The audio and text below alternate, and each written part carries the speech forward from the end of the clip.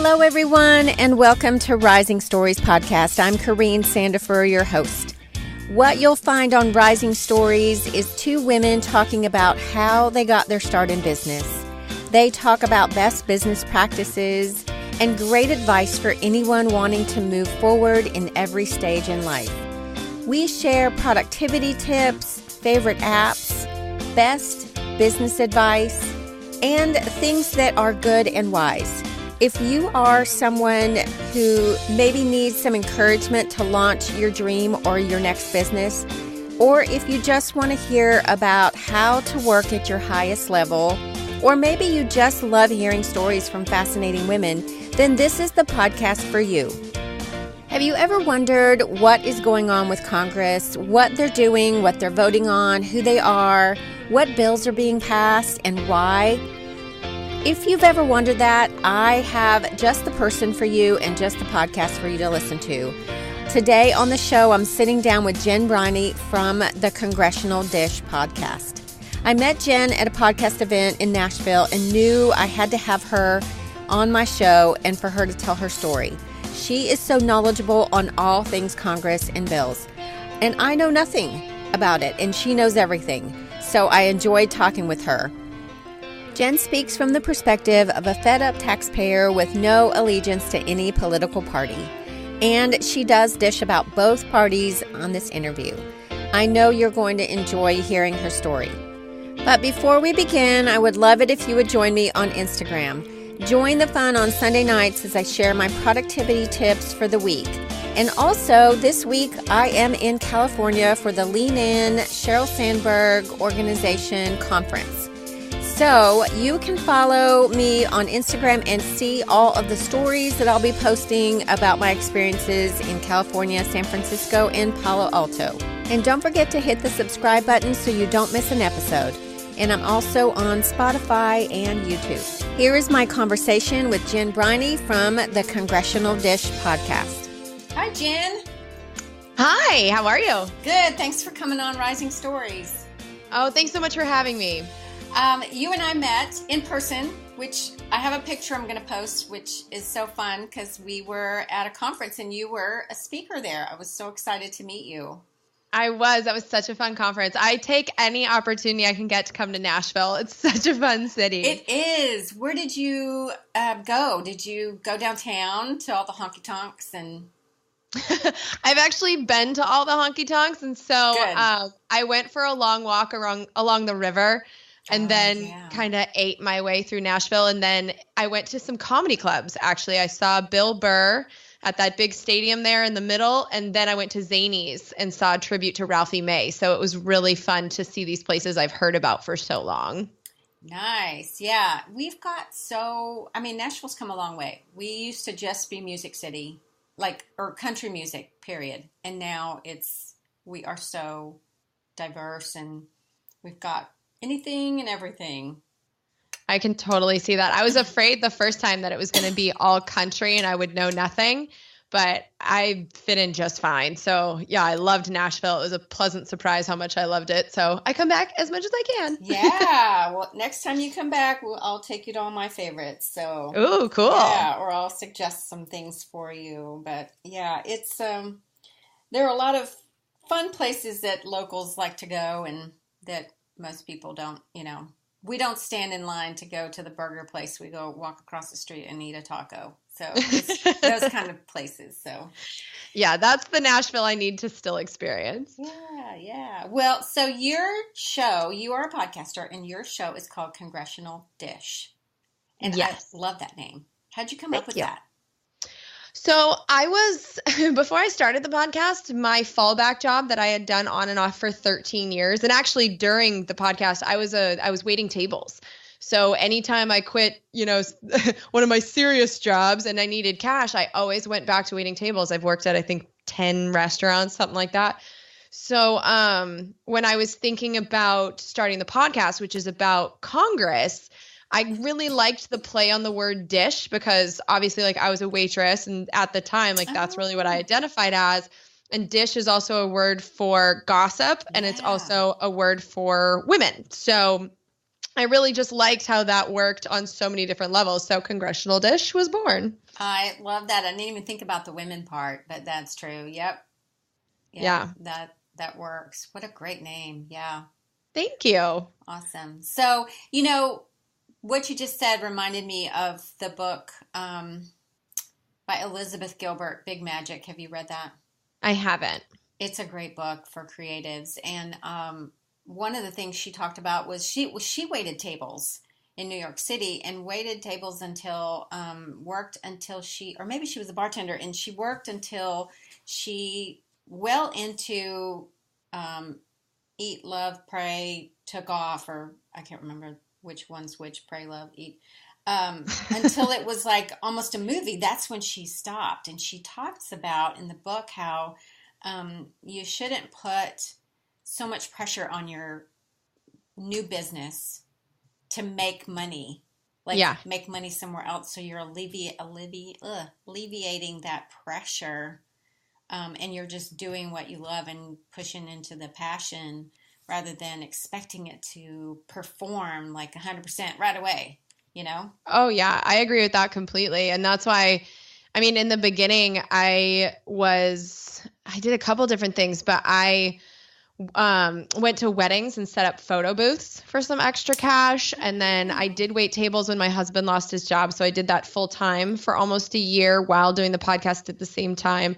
But yeah, if the business isn't your only source of income, you can take the time that you need to let it grow and to make wise decisions. And I think just having that job that I was able to leave at the end of the day, because there's so many jobs that you can't just leave. But waiting tables, once I cashed out, I'm done. There's nothing that comes home with me. So I call them just for cashies. Yes. Having a just for cashy job allowed me to kind of obsess over the podcast when I wasn't at the restaurant. So it was the perfect job for setting up my own business in those years that I wasn't making any money. I would go back and do it in a heartbeat.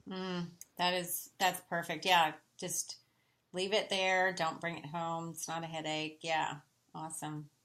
So your podcast is about the Congress and the bills that they're passing. And I can't tell you how many times I've heard you say that they'll like sneak in, like there'll be like one big bill and then they'll sneak in all these other ones. Yeah. It's the most frustrating thing in the world. They do that all the time. All the time. And they get away with it because we're not paying attention. So, I mean, I say the podcast is about Congress, but really I'm using Congress as my window into how our government works, because it's exposed me to so much more than just how Congress works. It exposes me to how the judicial system works, how our international system works. That's really been the biggest eye opener. There's a lot of laws that Congress would pass but can't because they're internationally illegal. We've actually surrendered a lot of our sovereignty. So it's been such a rabbit hole, and it all started with me reading the bills that they were passing. The first 2 years I didn't know anything about Congress. So what I was doing is I was trying to read every bill that passed the House of Representatives to educate myself, but just do it out loud. And now that I know more, I'm able to focus better on, this is what matters, this is what doesn't. But that's been a learning experience that I've just done out loud. So it's really not that. It is Congress centered. Everything I talk about has some kind of Congress connection, but I'm really just trying to figure out what's going on in this world and in our government. And it's shocking to me that these stories that I'm finding are things that we should know about. And the fact that we don't, I think, is a scandal all in itself. So it's been fascinating. I love the work, but it's it's frustrating. Yeah. You know what? For someone who just is hearing about your podcast and wants to know more, like, is there one episode that you would say, listen to this to number whatever before, just to kind of get like a quick, overview of how it works? Or that's a really great question. Actually, I would recommend a relatively old one. I can't remember the number of it, but it's the story of the 114th Congress, because every Congress is 2 years long. And so the 114th, I do these kind of summaries of what's happened right before we vote. So I'll do the one, we're currently in the 115th. Okay. So I'll do that probably at the end of October, just to be like, okay, so this is kind of the summary of what I've seen over the last 2 years before you vote. And so for the last Congress, that's the story of the 114th. And it's a really good rundown of kind of everything that happened in that Congress. And then so if you start with that and then you start with the 115th Congress episodes, you'll catch up pretty fast to what's going on. But yeah, if that's probably the best starter. Yeah. Because that's a nice summary of 2 years of work. Mm-hmm. That's good to know. How much you have a lot of work into each episode, which you do 2 episodes a month. Mm-hmm. And you're doing like research the week before or the 2 weeks before. And so how much time do you devote to each show? So every show is generally 2 weeks, but there are shows that'll be stuff that I'm working on for months. But so for instance, right now is not one of those cases. I'm working on an episode about all this immigration stuff that's happening. Oh, yeah. So this week, in my 2 week cycle, the first week is what I call a research week. So that's when I'll just kind of gather anything that I want to read. So for this particular episode, I have 2 bills I want to take a look at. They both failed, so I'm not going to tear them apart the way I will a law, but I want to get a general overview. And then I line up all the hearings that I want to listen to. And so for this particular episode, there's 8 of them. And so I do speed up those hearings. I listen to them on double speed. Uh-huh. But so I do all the research in week 1. I give all the sound clips to my audio editors. They're the Pro Podcast Solutions. I couldn't be happier. But I give them those sound clips. They transcribe them for me so that on the second week, on Monday morning, I can look at all these clips that I have, look at the transcripts of them so that I can kind of put them in order to tell whatever story presents itself. Because I'm going in this learning about stuff, so I never really have a preconceived notion of what it's going to be. The clips kind of tell the story, as do the bills. And so I take a few days and kind of put everything in order. And then when I look at the clips, I look at, it's the most annoying thing about Congress. They like to speak in abbreviations. So I make sure that before every clip, I tell you what these abbreviations are or any backstory that you need so that when you hear these clips, you understand the context of them. And so I just kind of mix and match and piece it all together and have a loose script at the end of it. And then I record and send it to my audio editors. So, and then I do thank yous too, which the second half of all my episodes, like when you see them, they're like 3 hours long sometimes, but that's not like the meat of my episode is an hour to an hour and a half. So really like the main part is the first half. Mm-hmm. The second half, anyone who financially contributes to my show can have a note read on air. And so I usually have a friend do the thank yous with me and we'll respond to the notes and messages. We'll talk about whatever we feel like. So it's more of a discussion. And it's the fun part for me because I get to interact with my audience that way. And I'm working on figuring out how to have guests on the show in that second half. So so I do that usually in the first part of the second week so that my editor can start working on that half while I'm finishing up the researchy half. Gotcha. Yeah. Yeah. Wow. That's a lot that goes into, and that's just one show. That's all one show. In 2 parts. Yeah. Okay. Awesome. So, okay, here's my question. And I am not like, I don't care about politics. I probably should. I'm one of those like, I need to learn, I need to know what's going on. And I don't care about politics either. I do try to get, like the nightly news and, like my husband watches Fox. I watch CNN. So we're kind of like the, yin and yang kind of thing happening. But what is it that you want? Because Congress is split, or it's, there are Democrats and there are Republicans for those who are like me that don't know what's going on. What do you want two questions. Like, tell me what Republicans should know about the Democratic Party or the Democratic voters, that are on Congress, and tell me what the Democratic ones should know about the Republicans. that nobody else is talking about, that we would be shocked to know, like good or bad. Does that make sense?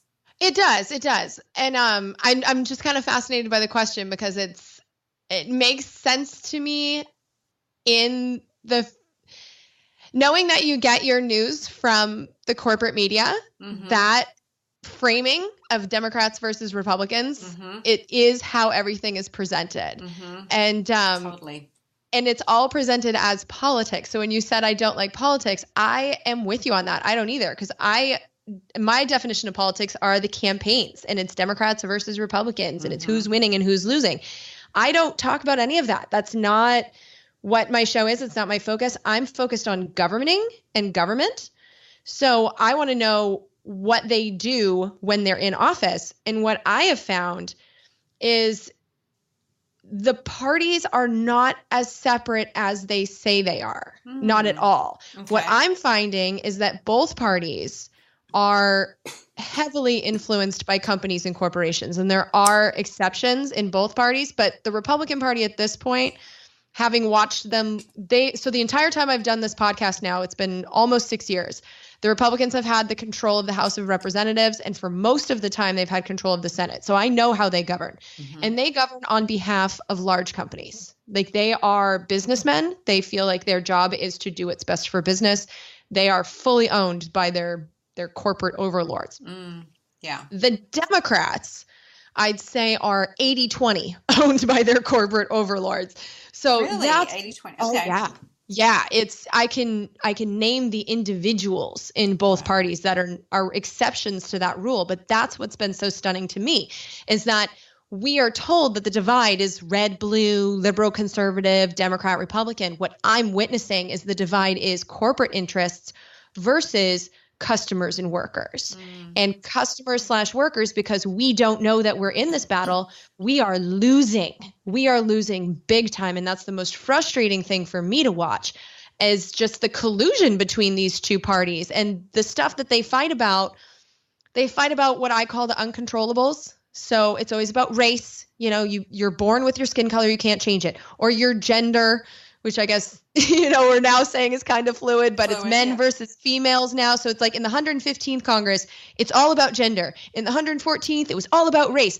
And they want us fighting about the uncontrollables so that they're not paying attention to the fact that we're eliminating rules on the banks, or that we're letting fossil fuel companies drill in our oceans and with very few people doing any oversight. I mean, that's the type of stuff that they're doing to help these companies make money.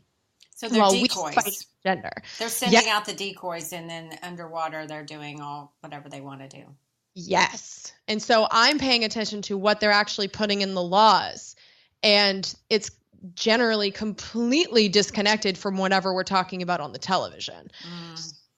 That's been the most fascinating thing for me, is that these parties are not what they say they are. Although the Republicans, I have to give them credit for this, they are more honest. They tell you all the time that they are businessmen. I've never taken a day off in my life. I'm here to represent business owners. I mean, they will tell you who they are. The Democrats, they lie about it more. They pretend they're for the workers, and then they sign the thing that, labor laws. So yeah, that's painful. Yeah. Yeah.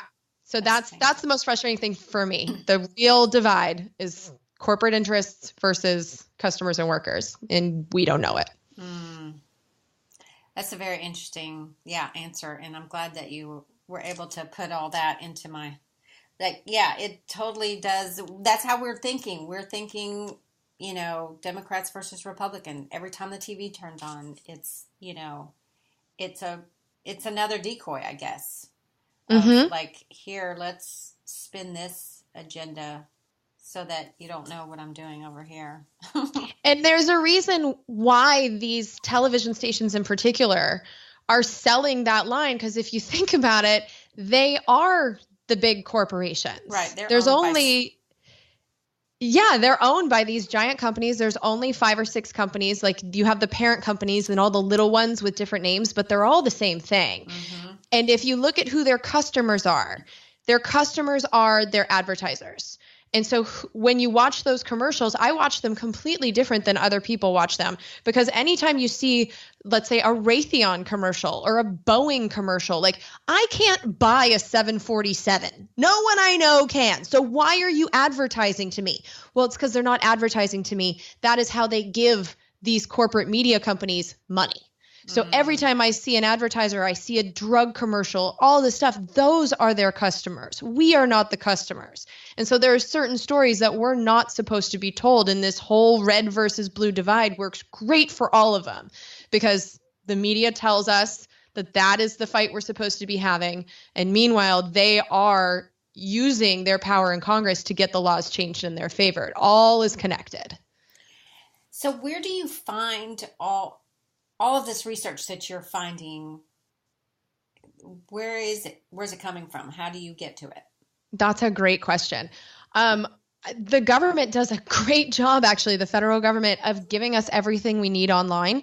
So I get all this information from the Congressional Record, which is a magical document. So every day they publish something called the Daily Digest, which just tells you which bills have passed, which ones are being worked on, and then it gives you a summary of every hearing. It's the longest one I've ever seen is 12 pages, so it's nothing crazy. It's very easy to scan every day.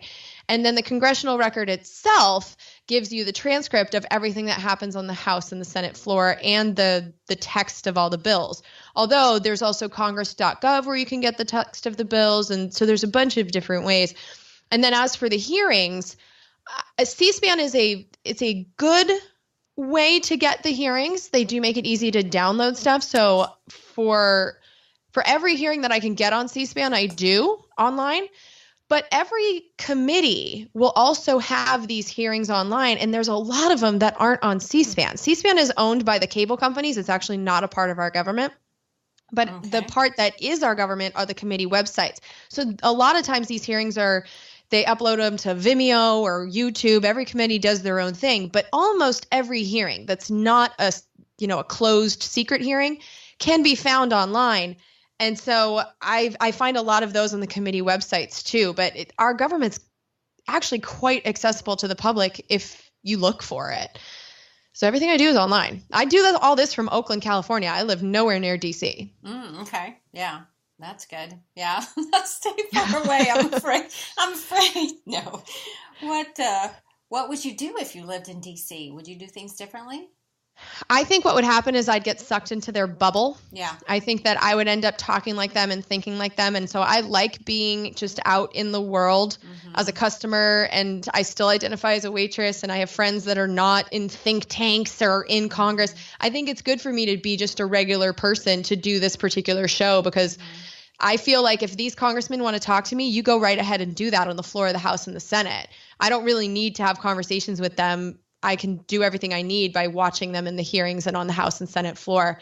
So I stay away from DC on purpose, to be honest, because I do not want to be in their social circles. That's another problem with our corporate media. They're all living in DC. They have cocktails together, and they go to parties together, and they have dinner together. They're all friends. Well, like, what's her name? Barbara Walters has been friends with Donald Trump for years.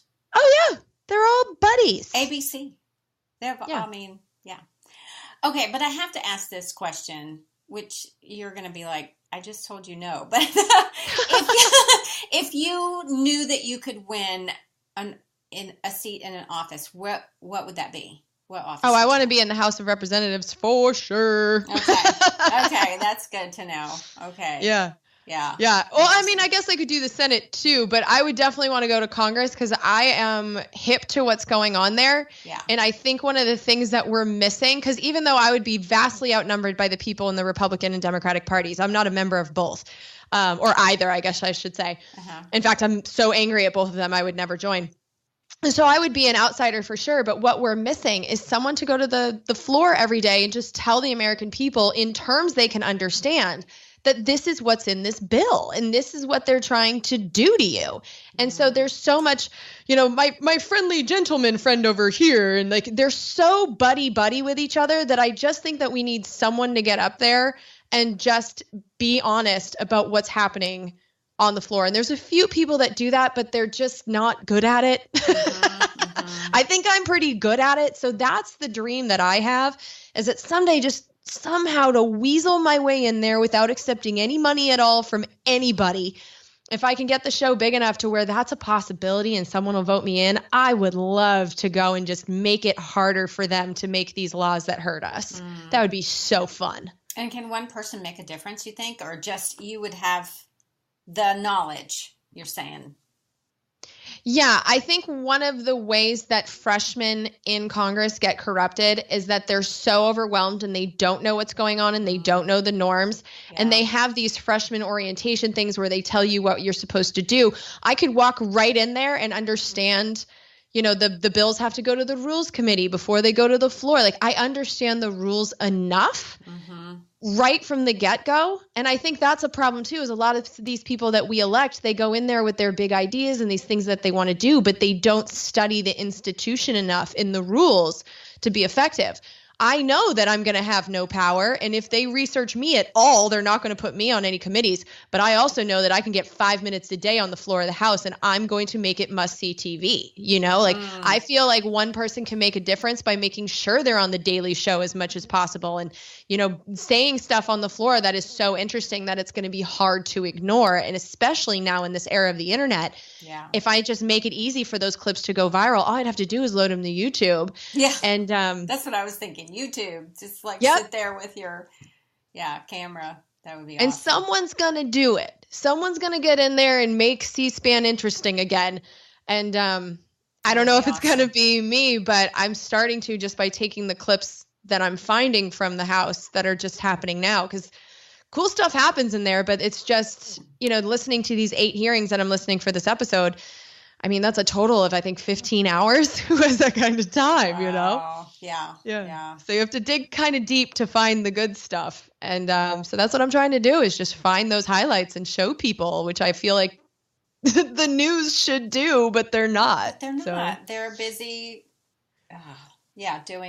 trying to just decoy us and make us think about all this other stuff that really, I mean, it matters, but I just don't feel like they're sharing it the right way. I mean, I want to know. Give me the facts. Like exactly. Anyway. Okay. But their whole financial structure, they benefit from not telling us these things. So it makes sense why they don't. I mean, you don't want to bite the hand that feeds you. And if the hand that feeds you is ExxonMobil, you know, and you can't tell us. And they are the big daddy. Yeah. So. Yeah, fossil fuels and bankers right now in this Congress. And pharmaceutical companies. But those are the big 3: banks, fossil fuels, and pharmaceuticals. And they have quite the grip on this Congress. It's stunning to watch. Yeah. And the pharmaceutical companies have a grip on all of us with, you know, all the... They do. Meds and everything. It's crazy. Yeah. Okay, I want to talk about Jen before we wrap up, and about your business, because as a podcaster, we are running a business, and there's, you know, all the great stuff, but then there are all the stuff that we're like, oh gosh, I got to do that again. What's working in your business? My listener supported model, for sure. Because, I mean, as I've kind of explained today, I feel like advertising is corrupting for people that are giving information, especially about, you know, there's certain topics where it doesn't matter if you take advertisements. If I did a podcast about cats, I would totally be sponsored by IAMS. I don't care. But with this particular thing, I just don't feel like it's right to take corporate money, because it's just going to lead to me being influenced whether I like it or not. So I don't take any ads at all. And instead, I just tell people, if you appreciate this podcast and the information you get from it, please support the podcast in whatever amount you think is fair.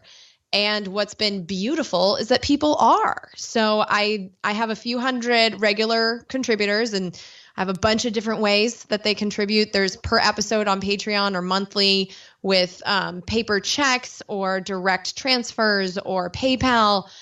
There's also people that send in money whenever they feel like it. Zelle is now working out great. Venmo works. I just give people, any time someone's like, hey, I want to pay you using this thing, I do whatever I have to do to set it up. Yeah. And what's great is that it's working. I'm accountable only to my listeners.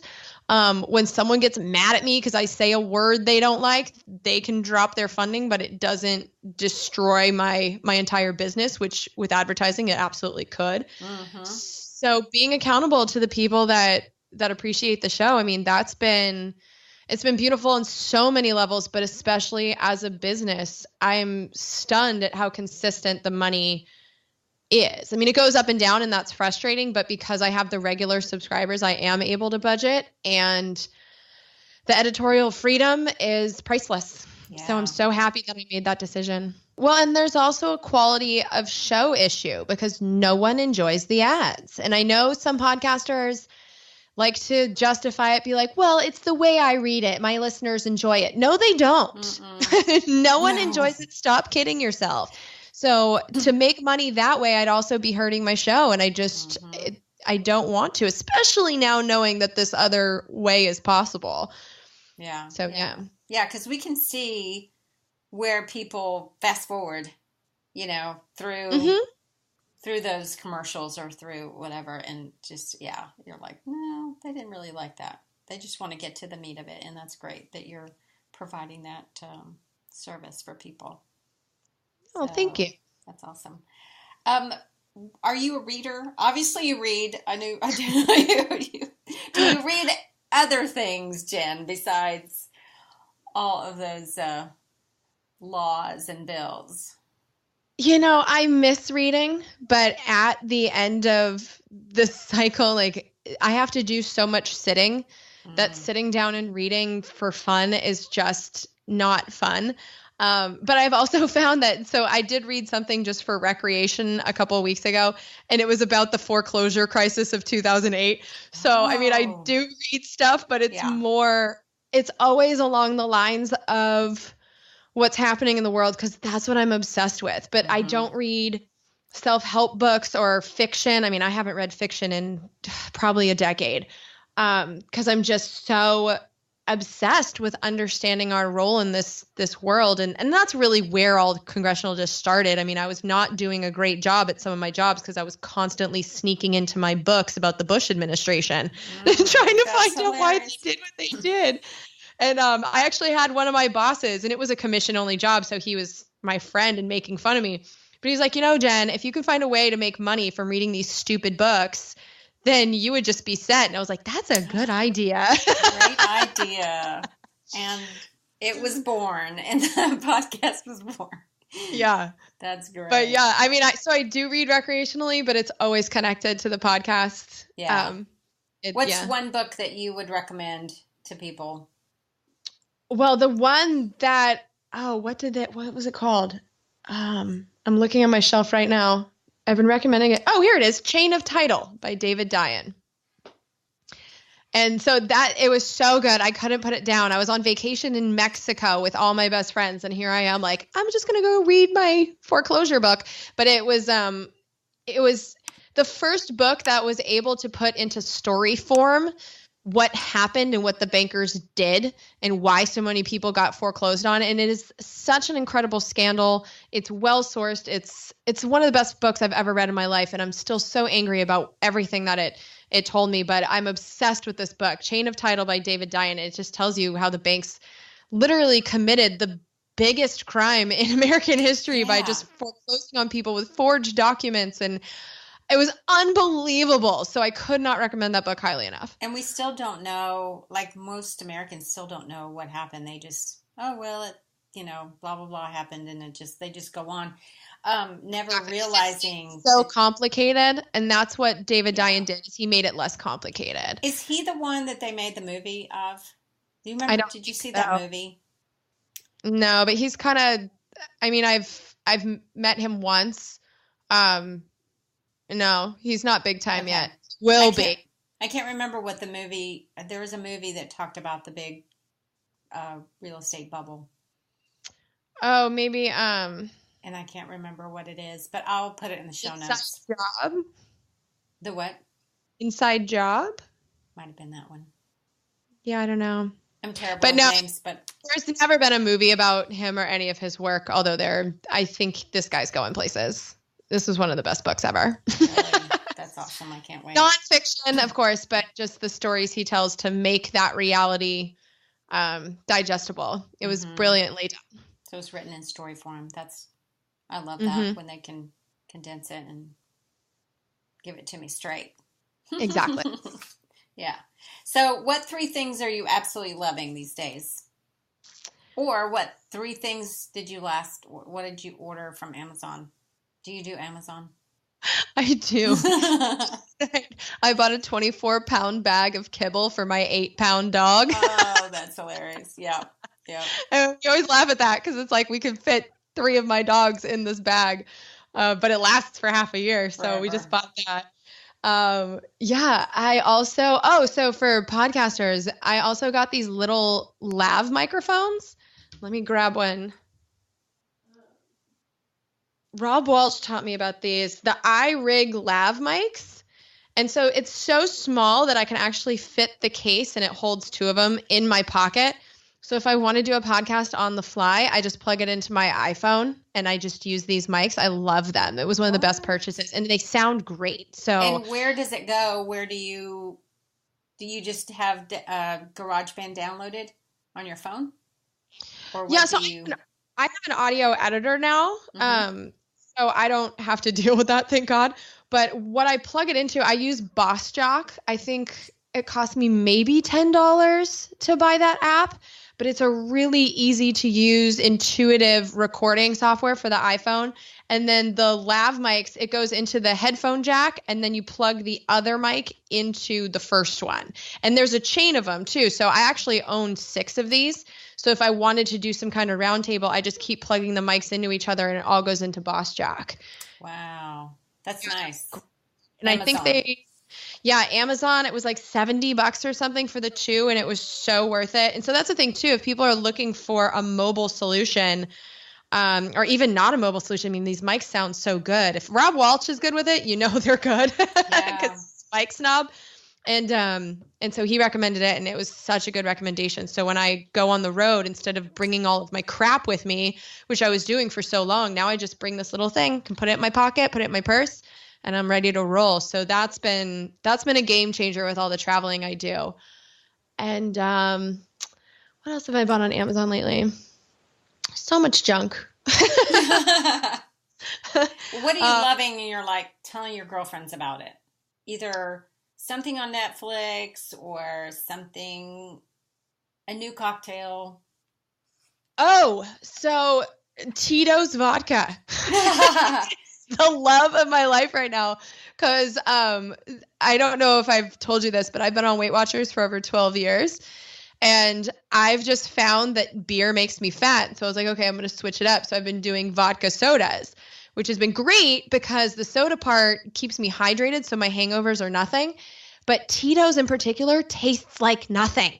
So it's just like drinking ice water with a little bit of lime or whatever I splash in there. It's always refreshing. I love it, but it's Tito's specific. And I tested this.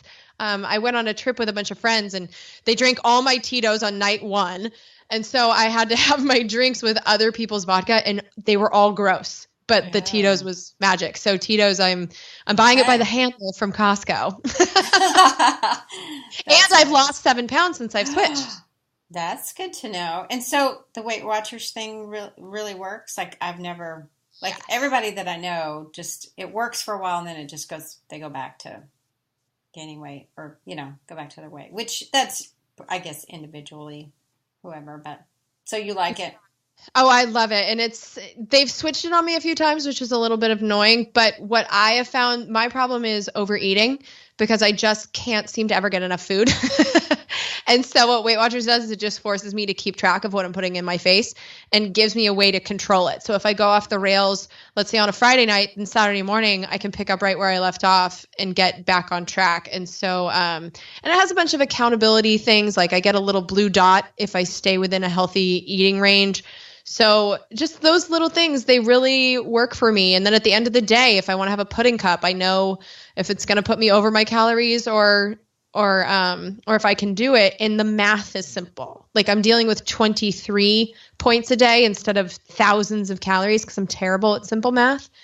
So, it's been working great for me. And I just kind of but there's also some choices too. So why I switched from vodka to beer, they're both 3 points because I like light beer. Mm-hmm. They're both 3 points, but I was like, it just doesn't seem to me like I can drink something based in rice and barley and not have an effect. And sure enough, like it has made a difference, just that one switch. And so I get to experiment with different foods and see how they affect my body. And yeah, it's just been really good for me. It's given me control over something that I've never had control over.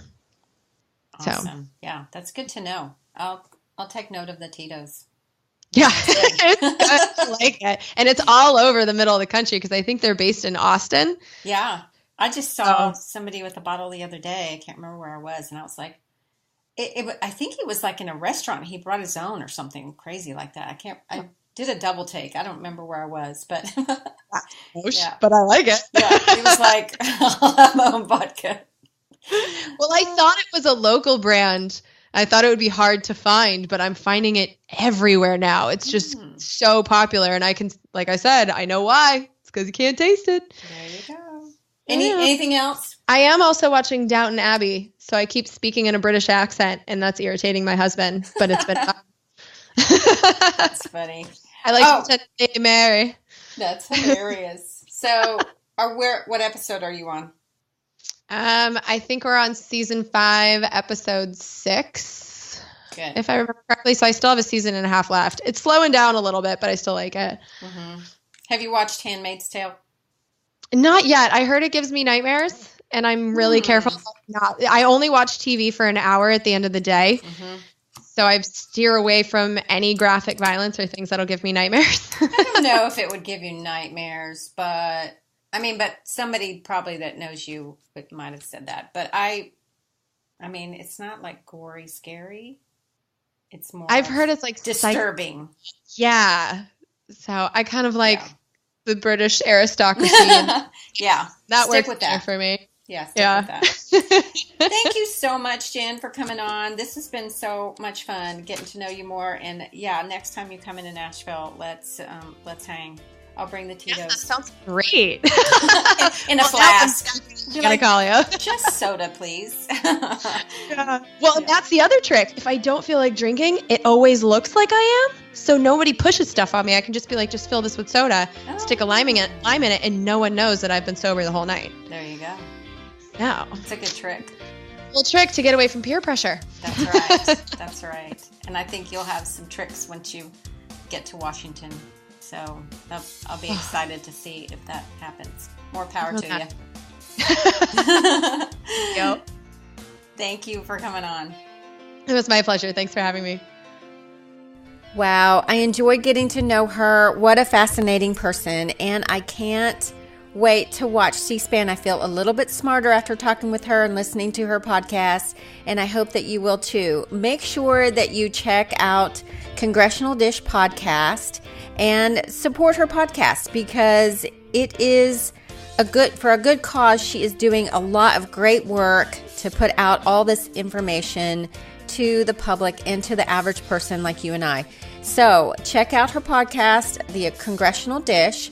Also, I would love for you to go to the show notes at CorrineSandifer.com. I'll post whatever I can, more things about Jen and how you can find her, and maybe some information about C-SPAN. I don't know. I'm going to look for some stuff and surprise you. So go to the show notes at CorrineSandifer.com. And as always, thank you so much for listening and keep rising in your story.